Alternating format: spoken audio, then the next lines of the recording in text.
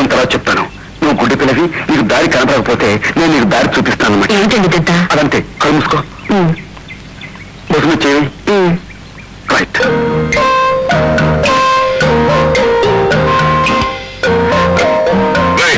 ఎవరు? ఓ మీరా? ఎవరో ఈ అమ్మాయి?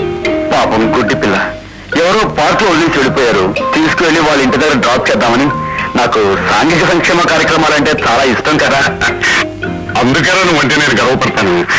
పాప అమ్మాయిని జాగ్రత్తగా వాళ్ళ ఇంటి దగ్గర పెట్ట. అలాగే రండి. జాగ్రత్త అండి, జాగ్రత్త.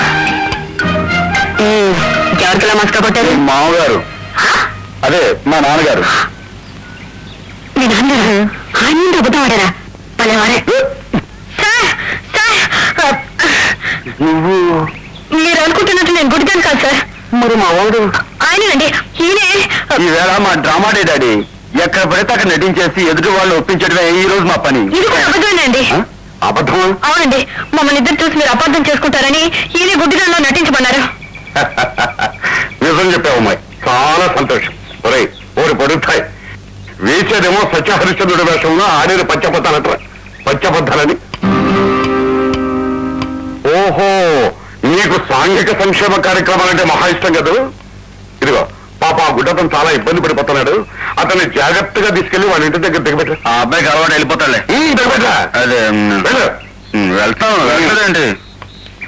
ఉండే, నేను తీసుకెళ్తాను. ఆ కరెంట్ ఇచ్చి బొదుము చేసుకో. ఏం ఛాన్స్ కొట్టావయ్యా? వేసేవి చంద్రమతి వేషాలను, మాట్లాడేది పెద్ద సత్యహరిశ్చంద్రులాగను. అంతా నిజం చెప్పాలేంటి? మార్కులు కూడా చాచి పక్క మీద సంకురాత్రి,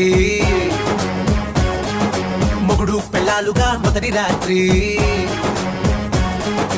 పెదవులు అడిగిన రుచి రాత్రి, కౌగిలి అడిగిన కసి రాత్రి, కవ్విస్తున్నది చలి రాత్రి, కవ్విస్తున్నది చలి రాత్రి. సన్నజాజి పక్క మీద సంకురాత్రి.